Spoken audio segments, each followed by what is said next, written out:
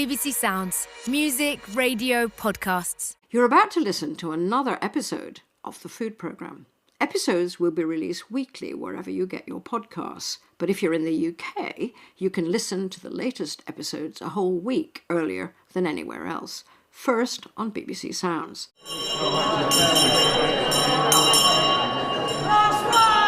It's lunchtime in Suffolk and a special kind of school dinner is being served up to a class of rather unlikely pupils. Line up over by dinner lady Ali and dinner lady Becky. You'll grab a tray, you'll grab your bowl and your plate and your cutlery and you'll receive your meal. And I really hope you enjoy your school dinner. Thank you very much. The queuing diners are about to receive a traditional 2-course lunch with a heavy side serving of nostalgia. We've got a lamb hot pot, a vegetarian hot pot and spring greens, all locally sourced. With kale from our walled garden. And we've got crunchy chocky birds with custard. This is, in fact, you may have picked this up already, no ordinary school. It's the Food Museum in Stowmarket, the launch of an exhibition dedicated to school dinners. So you've got meat or vegetarian? Vegetarian? At its heart is an exploration of how the past can dictate the future, as museum director Jenny Cousins explains. Baroness Floella Benjamin has a great quote for this that we've opened the exhibition with, which is that childhood lasts a lifetime. So, what kind of adults do you want to produce? Do you want them to be people who love food, value food? Do you want them to see it as just fuel? Do you want them to hate it? We shape how people feel about food by how seriously we take things like school dinners and teaching people how to cook in schools. How seriously have we ever taken school dinners? In this programme, we're going to explore how what we ate then influences how we eat now. If you're a regular Food Programme listener, you'll know that school meals are about a lot more than nutrition. They're part of the way we're socialised, how our tastes develop or not. Community, identity and belonging. Though I'm not sure I actually got any of that from the meal served at my village school. What stays in my memory is being forced to sit over a plate of cold food long after everyone else had gone out to play, and sometimes even gone back to class, because there was no way I was going to eat grey sliced meat smothered in gloopy gravy or milk puddings with jam. It was the mixture of the two I couldn't stand. I really only liked what I ate at home, and my working mother and grandma were both good cooks. Gloopy gravy, never. And milk puddings were supposed to have toasty nutmeg skin on top, not nasty jam. Things improved at secondary school because we had a kitchen on site, but not much. There was one point where the lovely headmaster got so worried about my not eating that he bought a jar of wheat germ that was brought to my table every day so I could sprinkle it on what I did actually eat and make it more nutritious. He was a very nice man. But I became a food journalist anyway, no thanks to school meals. Those memories forged in the school canteen do stay with a lot of us, as our current Secretary of State for Education made clear recently on BBC Breakfast. What was your favourite school dinners? Were you on school dinners or were you a packed lunch girl? I was on school dinners. I was on preschool meals for a period too. It's funny you should ask this. I had a primary school from my constituency visiting Parliament earlier this week, and they asked me this question about what my favourite school dinners were, and the answer I sadly had to give them was that, unfortunately, when I was at primary school, the school dinners were absolutely awful, and I really hated them. And my abiding memory of school dinners is sadly custard with a thick skin on and orange fish fingers. Bridget Phillipson, Secretary of State for Education. I actually liked school puddings with bird's custard.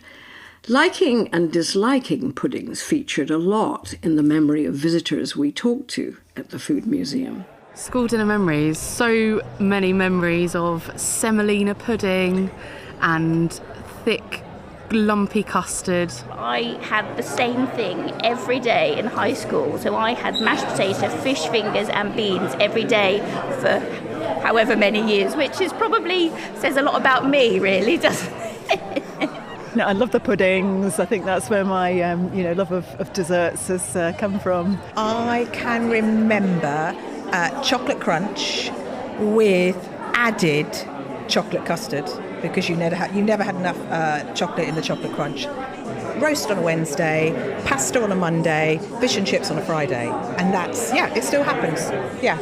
When I was a teenager in high school, I had my first ever slice of pizza and my first ever taste of garlic.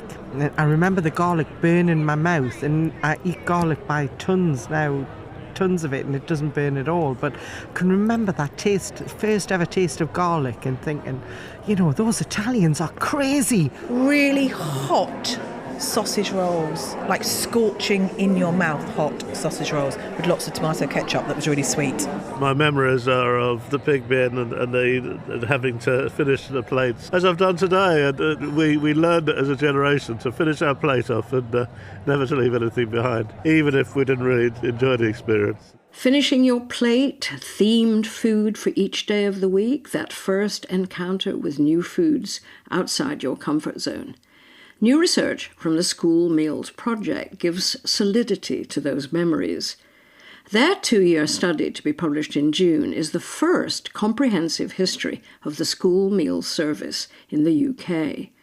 The research team interviewed more than 100 former pupils, parents, teachers and catering staff, ranging in ages from 18 to 95, to build up a picture of how school meals have evolved.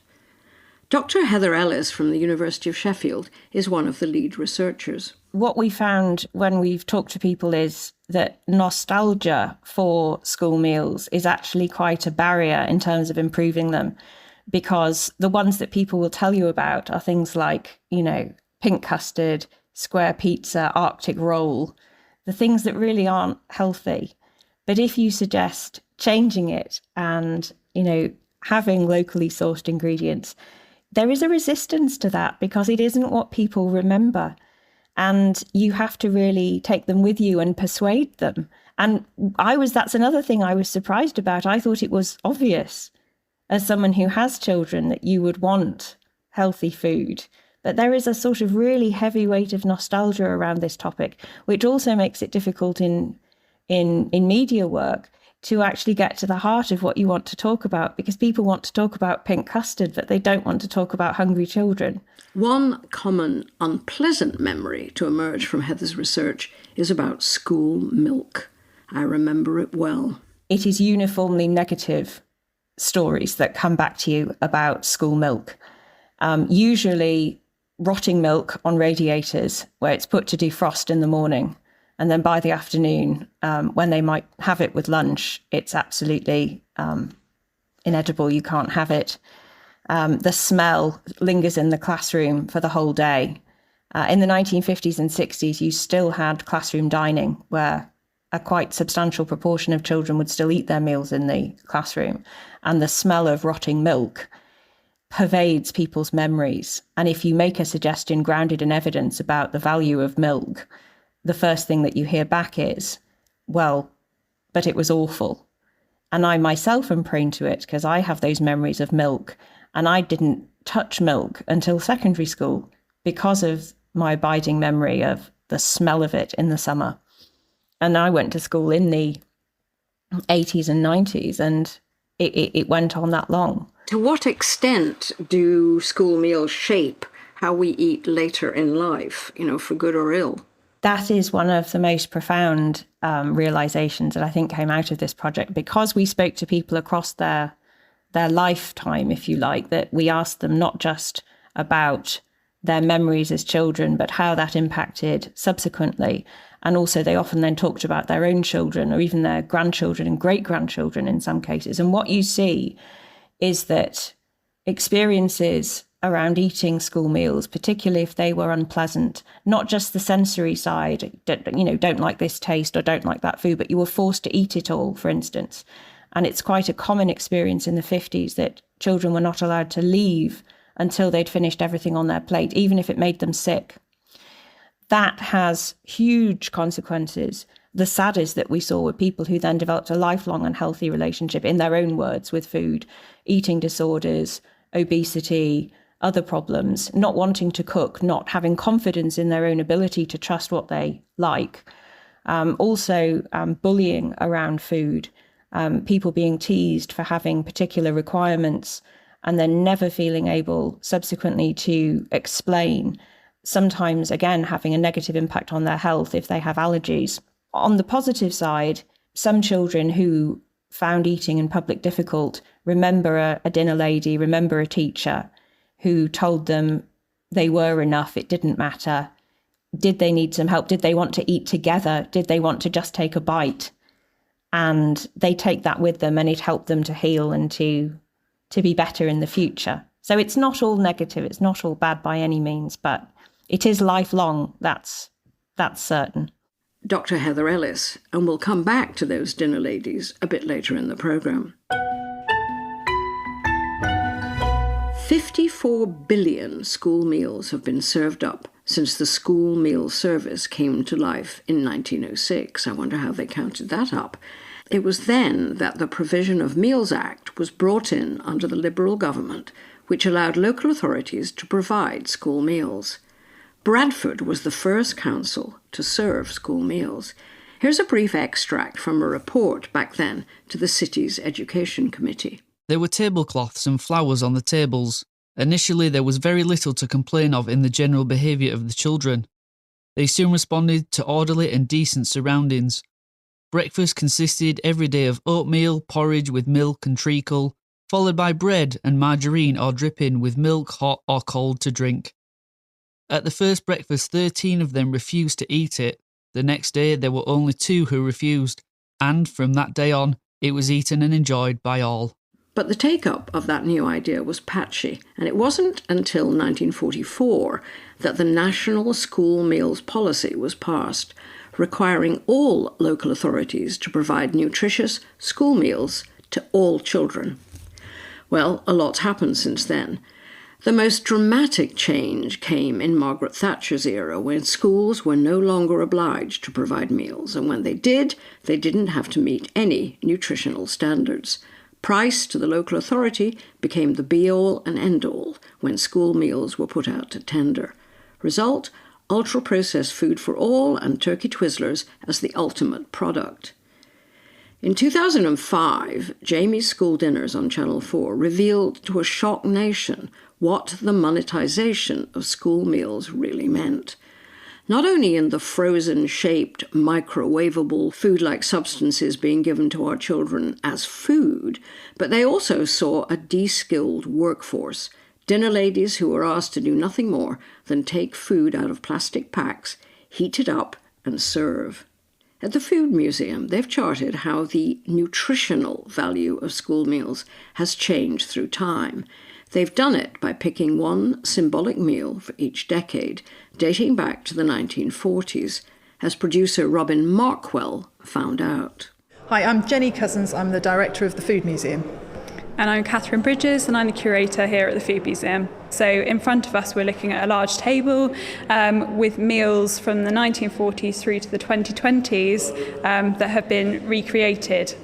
So people can see kind of real recreations of iconic meals from those decades, and they are all handmade in a workshop and hand-painted. But lots of archival research went into kind of deciding which meal we would pick for each decade. So the 1960s, for example, we are looking at boiled cabbage, cottage pie, and that iconic steamed roly-poly pudding and custard. And beneath each tray that you've laid out here for each decade, you have the nutritional information displayed alongside the description of what's on the plate.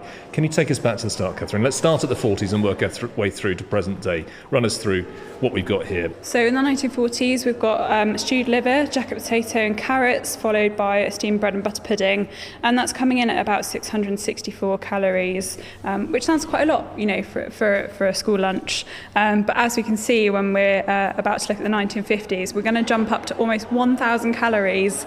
And that was actually due to government guidelines. So at one point in time, government recommended that a school meal should be 1,000 calories, just the lunch alone, which is quite shocking to us now, I think. But yeah, in the 1950s, we would have had beef stew, mashed potatoes, and suet pudding and custard. Post-rationing, is that fill them up, make sure they're well fed first and foremost? Yeah, absolutely. I mean, the idea about nutrition and kind of how school food should be has obviously changed so much over time, and that's one thing we really want to get across through this exhibition, is just how much things have changed. Can we reflect on what stewed liver, jacket potatoes and carrots looks like. Gloopy, I think, is perhaps how you'd describe it. What do you think, I don't Jenny? know if I agree. I actually think this one looks quite nice. I had something like this in London last week. I think there's definitely some recipes that we found out about in the course of the exhibition in some of the historic school food cookbooks that we've got that you would not be able to serve today without parental complaint. So, for example, there's one which uses 4 ox hearts and extra suet, and it's kind of like, take 16 pounds of hearts, add the suet, leave it to stew for a long time, serve it up. And I just think you would not be able to do that without a riot. Let's breeze through the 60s and 70s, Catherine. Yeah, so in the 70s, perhaps people might remember the spam fritters, which I have to say don't look particularly appetising. And of course, we've got the iconic rice pudding and jam, which I know splits the crowd. My mum loved the spam fritters. She really, really loved them, and she always talks about them very fondly. But yeah, they're probably not that great for you. Moving on to the 1980s, we've got a classic kind of sausage mash, which has sort of been served up with the ice cream scoops, which I'm sure lots of people will remember. And then for pudding, we've got that chocolate crunch and the pink custard. Our first coloured custard of the day. Yeah, who knew custard could come in so many varieties? But yeah, pink custard would likely have been made with powdered custard mixed with blancmange powder. Can you expand on that? What sort of colours of custard will people listening be remembering, do you think? For me, sort of having school meals in the 2000s, it's chocolate sponge, chocolate custard. And a shout out to mint custard too, which I think was a thing, wasn't it? Some people have a green custard. Gosh, I haven't heard of that one. I'm not sure we had that where I grew up in Norfolk, but perhaps we'll have to give it a go. For me, it's absolutely no custard. I could not bear school pudding, so I always had it removed. I have the jam bit, like as a single spoon, totally dry, nothing else.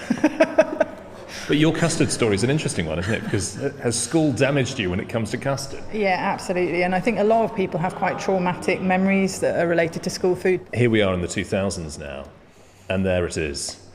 It's spiralling towards us. I don't think I've ever seen one that close up before, but it's a turkey Twizzler. It is indeed, yes. We are looking at a sort of glazed, spiralised kind of turkey shape, which is again served with mash. So pretty much most of these meals are served with mash.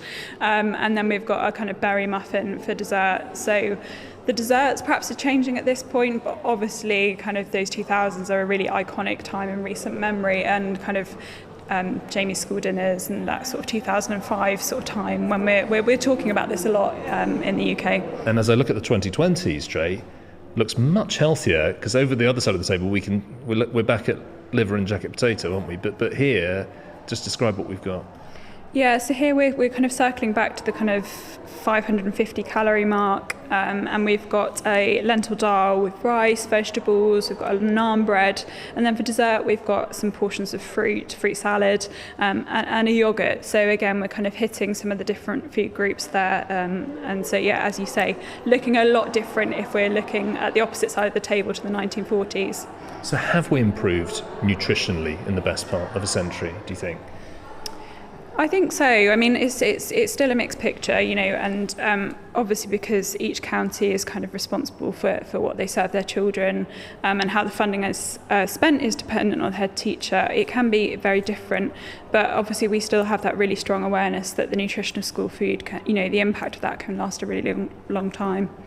Yeah, and price is a factor as well. I mean, obviously we've had a lot of inflation that hasn't necessarily been reflected fully in the changes to school food funding.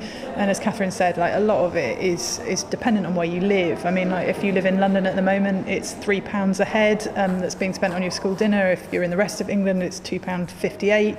If you live in Scotland, it's like over £3. So there's quite a variety of different approaches, and it does matter because that amount of money is per head. It has to cover all of the ingredients, but also the staff costs, the equipment costs, the logistics, all of this sort of stuff. So it's quite a challenge, I think, to make that money stretch to healthy and nutritious food. One of the things that I found fascinating about this exhibition was looking a little bit more internationally as well, and I think like looking at the French system has been quite an interesting comparison, just because they lay down so many rules about what it is that you can and can't cook. But more than that, it's the fact that the attitude is completely different. I think that they think it's food and taste and appreciation is something that needs to be taught in the classroom, like you teach English or maths or whatever it is. And I think that attitude is something that's been quite interesting to reflect on. Jenny Cousins from the Food Museum. And that comparison with France struck a chord with me in my conversation with Dr. Heather Ellis. I just happened to be reading a book called The Farmer's Wife by Helen Rebanks last night. And she grew up in Cumbria, so she's at school in Cumbria. And I think this is the mid-90s. And she goes to visit her pen friend in France, and she does some helping in the English classes. So anyway, she says lunchtime is the best part of the day. And so she and her French friend go in. They get a cold salad first, and then they go to the hot counter to get a plate full of steaming beef or pork or roasted chicken dripping with delicious sauces, and potatoes in cream or roasted with herbs. There's couscous or tagliatelle and haricot vert and baby carrots. And there are 3 desserts, tarte aux pommes or chocolate délice or creme caramel. I am in heaven. I have no idea what to choose because it all looks so good. No one has a packed lunch, and there are no silver trays of greasy chips, pieces of chicken in breadcrumbs, or dodgy-looking hot dogs or frozen burgers with rubbery cheese. Why in Britain? Why? Why, Heather? You must have an insight into why we all this time have somehow failed to get how delicious, calmly served food would help children. In the earlier periods of the school meals service, people did not feel the same way about it always. So particularly in the immediate post-war period, when nutrition guidelines came in for the first time, and there was a requirement for on-site kitchens, people, broadly speaking, really liked the school meals that they were getting. There were stews, there were soups, there was meat and 2 veg, there was steamed sponge. It wasn't your spam fritters and your pink custard and your greasy chips. And it was more or less the food they were getting at home. And then as soon as you get into the 80s and the privatisation period, the main driving factor there is simply cost. It's simply cheaper to produce greasy chips and pizza. We don't prioritise what we should. We don't prioritise what other countries did. And we did prioritise that in the war. It wasn't just that food should be nutritious. It was explicitly said that children should enjoy it and that they should have a nice atmosphere to eat it in, with flowers on the table and metal cutlery, and that teachers should sit and have their lunch with the children, and that there should be music. And so it's not that we never had it, we lost it, and we haven't found it again. One of the findings of Heather's research was the importance of the dinner lady. The School Meals Project points out that they fulfill pivotal and complex social roles, acting as surrogate carers, disciplinarians, mediators, and sources of emotional support. The role of the dinner lady, not just in people's memories, but as a sort of force for social cohesion within the school and the wider community, is one of the most powerful findings that's come out of the project. We see dinner ladies pulling children's wobbly teeth out because they provide it as a kind of secondary service, especially when they're doing playground supervision duties as well. They're confidants, they intervene in bullying. Sometimes they are the bullies or are perceived to be the bullies. Sometimes there is authority conflicts with teachers in particular. And in the period where sort of it's transitional between teachers supervising lunchtime meals and dinner ladies, where there is that conflict, quite a few pupils remember that and not knowing whether they should call the dinner lady Miss or not, or Sir, in one very rare instance where there was a dinner man, and what on earth did you call this chap? I only found one instance, I think, of a dinner man in the entirety of the interviews, which really does speak to the gendered nature of that profession and why it struggled to be professionally recognised and properly appreciated in terms of pay as well. Hello, I'm Jeanette Orry and I'm retired now. I used to be the policy advisor for Food for Life, and I'm a co-founder. And when I met you first, you were a dinner lady. The dinner lady, as you became known. I mean, you changed things. What triggered that change? The trigger was that we didn't like serving shapes. Everything was shaped, everything was frozen, everything was out of the freezer. And so we wanted to cook from scratch, and I wanted to use my knowledge. Can you describe the skills that are required to serve up the food for hundreds of, hungry children all at the same time? You've got to be ready for whatever time the school meal starts, which is normally 11:45, 12 o'clock. You can't be any later and you can't be any earlier. You have to have a team that is smiling. You have to know what your children like and what they don't like. And if you're introducing something new, you have to, talk to the children and say, just taste, just have a little, side taste. You've also got to talk to the staff as well. So it is a whole school approach. Dinner ladies, they always were dinner ladies, are described as the great unsung heroes of the school. Would you say that's right? To many people, it was a term of endearment, and it's somebody where the children could go to. If they got any issues, they could go to. We're not just cooks and we're not just dinner ladies. We are a professional service, but we do it because we love the children.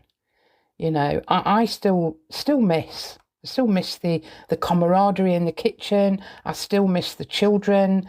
And it's great now that I'm actually seeing the children that I fed who have now got their own children, but they're still talking about East Bridgeford school meals. Well, it just shows, good school meals really, they stay with you, don't they? Just like for some of us, very bad school meals stay with us, unfortunately.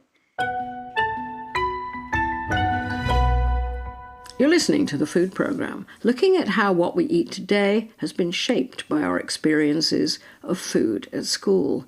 How, to quote Floella Benjamin, childhood lasts a lifetime. Well, we've majored so far mostly on the problematic, but change makers are at work in schools all over the UK.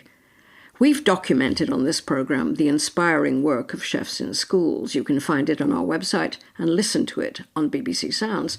But there's inspiration to be had all over, and we found it for this programme in a primary school in an economically and ethnically mixed area of West London, where one woman has made all the difference. Her name is Georgina Webber, and she's a former deputy head at Greenside Primary School. Her influence has led to a very different kind of school dinner. Here they bake their own bread, growing some of their own wheat in a tiny wheat field outside the kitchen, and have cut meat from the menu. Georgina, or just George as she likes to be called, gave me a guided tour. The dining hall at Greenside Primary is actually a gym, as in so many schools. The kitchen's off to the side and there's a huge blackboard or a wall painted with blackboard paint. And there's today's menu, Wednesday the 2nd of April, to share wild garlic hummus and focaccia with radishes. And then there's chickpea curry and peas and roast vegetables with rice and salads. And for pudding, there's fruit. And then there's a little message. Did you know it's wild garlic season? Well, they know now, right? George, how long do they have for lunch? So it's an hour's lunch. That makes a difference, doesn't it? Yeah, it does. And, that's an important hour in the school day. It's a large amount of time. So I feel it needs to be a learning experience as much as a maths lesson, for example. So these are some of our Year 6 children. Hi. Year 6. Enjoying the What are you guys having? We're having some rice with rice and chickpeas. And what are you dipping the radishes in? It's wild garlic hummus. And also, our focaccia is the best. I'm Maxwell, Hannah, and Teddy. The good thing is it's all vegetarian, so everyone can have it. And also, all the food that we have most of the food we grow ourselves. Like the wheat, we grow some of it because it's hard to grow that much. And also we make our bread at home, at school, and we have our own bake sale every Friday. And the vegetables that we grow, we eat them. Also, like, they're part of our lunch. Okay, so we're going through this little door into a not very professional kitchen, but on one side there's the hatch, and the deputy head is serving the food. Would you like broccoli? Can have sauce, chickpea curry. Any peas? Broccoli or cauliflower? Bread? How do you get over the broccoli cauliflower issue? One of the things that has really helped with that has been the children's involvement in growing the vegetables. So there's a direct connection between when they have grown it or had a hand in the cooking it, then they're more likely to eat it. And if they've done that, they sell that idea to their friends very quickly. So the sort of enthusiasm of the few becomes infectious to the many. That's the idea, you know, and we know we can't please all the people all the time, but we can please most of the people most of the time, and we'll take that. My name is Sophia Bankole, and I work as a chef in Greenside Primary School. It's very striking today. Here we are at the beginning of April, and there's wild garlic on the menu, which is, there could not be a more seasonal food. I mean, it only lasts about a month, and you've got it in everything. Everything. We have it in curry, we have it in hummus, we have it everywhere. On the table, we have wild garlic everywhere today. So it's wild garlic week. Had you eaten wild garlic before you started using it at school? No, I'll confess to that. No, I've not tried it before. To find in the centre of London, right? Yeah, yes. But it's interesting because it's so versatile. You can do a lot of things with wild garlic. Maria is making the sourdough for lunch tomorrow. The school makes bread every day, ready for lunch, and make extra on Friday to share with the community. So they have a bread sale, but it's a donate what you can afford sale in inverted commas. It's because we felt that bread is such a universal foodstuff. Like every community somewhere in the world is eating some combination of flour, water and salt. And we felt that we could put a spotlight on this one ingredient, and that we could show that it's actually eating bread that's made well can be really beneficial to both us and to the planet. So it was important for us to start that process here. So on Fridays you make extra, and it might be flatbread, it might be it's always sourdough, focaccia, and then some kind of seasonal bun, like a cinnamon roll or a blueberry cheesecake bun. Or a hot cross bun. Yeah, or a hot cross bun, yeah. And well, we were fortunate enough to get this bread oven, and it helped us significantly with making the bread, because we've only got 2 ovens here, otherwise there wouldn't be enough space. And what with growing the wheat outside, we're trying to show like the joined up process, so that we've got the wheat growing there, we're making the bread here, baking it, eating it and sharing it with everybody. So the extra, we wanted it to be that good bread could be very affordable and open to everybody. So it's important not to set a price tag on what we are offering, so that if people want to just put in 50p, because that's what they have, then that's okay. And if somebody wants to put in £5 and not ask for change, that's okay too. Do you find the kids like the sourdough? Yeah, they do like it. And as you know, the sourdough has got very good, healthy bacteria in it for your stomach. So it's much better than usual bread. They always want more than one piece. Yes. It's very popular. It sells out every week. I was impressed. Is it 2 years ago that I came just for interest? I wasn't recording. And I remember sitting in there watching the children just taking chunks of bread into the playground. And I thought, that wouldn't happen very often in an ordinary school. Yeah. I mean, I think Sophia will agree that when we first introduced the idea of making bread here, it was a bit like, oh, what is she asking us to do now?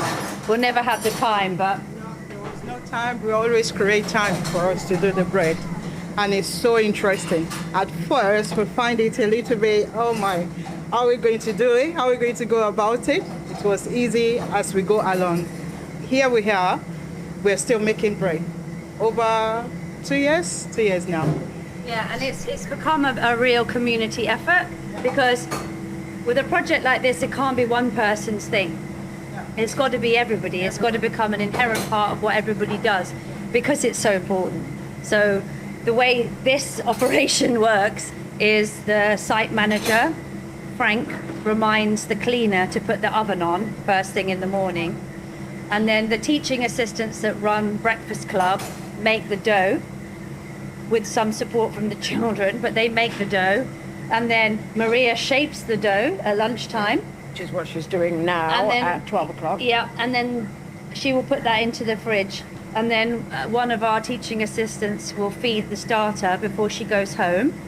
And then the next morning she will bake the bread. So it repeats in a process like that. And then some of the teachers make the bread extra for the bread sale on the Friday. So the teachers, the class teachers, bake the bread and make the buns that is sold at the bread sale. And every Monday, the children do after school club, and they bake bread as well, which they are so happy, always looking forward to Mondays to bake bread and to do other activities. This wonderful system, which I remember from that early visit of you getting the site manager and the teaching assistants and the cleaners, how do you do that? I mean, most head teachers, most teachers go, oh, we can't do that, we can't do that. Well, I think because everyone sees the benefits of it, it's very easy to see now that it looks easy after 10 years. But we've invested a lot of time in the community aspect of food. But then from a practical point of view, we try to link it as much as possible to the curriculum learning, which means that it can't escape. It has to be part of what everybody does. So if we made a statement to say that we believe that food is an important way into the learning, then we connect everything through food and use the lunch hour as a learning experience. 1 hour is a long time in the school day. Why couldn't we make that into a learning experience as well? You know, they can learn about seasonality, they can learn about bread that's good for you, and we're trying to normalize the process of good eating. You look at this and you look at focaccia on the menu today and think, and the sourdough bread we've just seen being made and that beautiful salad. You know, isn't this a lot more costly than normal school meals? We're not serving meat, which saved us a lot of money. That was one of the main reasons for not serving meat in the first place, was the cost side of things. This school has no packed lunches, so everybody has to have the school lunch. So that gives the school a fixed income stream. So we know how much money there is every day for which to do this with. So it's about careful buying of ingredients, careful use of ingredients, trying not to waste, building food waste in, getting that mix of big experiences and things that we know are more cost effective. Well, we've moved outside because we're going to look at the wheat field. And just outside between the school buildings and the road. It's not a very busy road, but anyway, there is the wheat field. It's not exactly a field. It's probably 2.5 meters by 1.5 meters, but it's wheat growing. Yeah, I mean, just explain why. I mean, I know you said it, but you know, kind of looking at this, why? I mean, you're not going to get a very big crop from that. No, but look where we are. We're right in the middle of London, and we didn't have space to plant a massive field. But for us, it was about what it stands for, because when we decided to use bread as a real community food item that we really wanted to focus on, we wanted to show the whole journey of it from start to finish. And when we originally dug this field, in inverted commas, the neighbours all came out and wanted to know what we were doing. So it started a conversation with the community. And then you can see the wheat growing here, and then the kitchen is just the other side of the field where we were. So, in the mornings you can smell the bread baking, you can see the wheat growing, you can taste it at lunchtime. So we wanted to show that journey because, we want children to know that is what's good for them. We wanted to connect them with the food system so that just because you live in the middle of central London, you might live in an apartment with no access to outside space, you have a right to know the story of your food. But it wasn't completely easy, was it? I mean, not all the parents thought this was terrific, right? Yeah, so right at the beginning when we made the decision to do it, there was certainly a backlash. It was not everybody, we had some really strong supporters, but there was a vociferous element that was kind of anti what we were doing. And I think it was a difficult time because more people turned up to the meeting about food than turned up to a meeting about the curriculum. And I think people just didn't really understand what it was we were trying to do with food here. And then through a process of opening the door, inviting people in, inviting families to come and share with us and to share the journey with us, as well as sharing the food and bringing them in to help with the cooking, with recipe ideas, that really was instrumental in turning things around. I think if we did it now, people are a lot more switched on to the idea of changing school food than they were 10 years ago. I think we've created a model where people can take elements of it and use that to work in their own setting. So rather than it being, you have to do it this way, we're encouraging people to develop their own thing. We're encouraging other head teachers and other leaders in schools to create great things around food and growing that works for their school. So now we've got polytunnels and wheat fields in all the schools across the country and greenhouses and learning connected through to the science curriculum through growing the wheat. We've got people growing salad hydroponically. All sorts of different initiatives are happening. So you can see changes afoot, and that's something that we're really, really happy about. Thank you both very much. You're welcome. I mean, Thank you. This is sort of idyllic, isn't it? We're under a hawthorn tree in the sunshine on the edge of the wheat field. Yeah. Looking into the kitchen.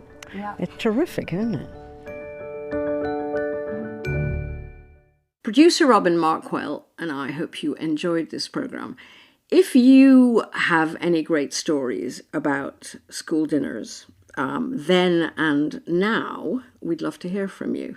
The Food Programme at bbc.co.uk or on social media at BBC Food Prog. Let us know. And the programme was produced by Robin at the BBC studios in Bristol. If you want to be notified as soon as a new episode drops, subscribe to the Food Programme on BBC Sounds and make sure you have push notifications turned on. We'll let you know as soon as new episodes are available.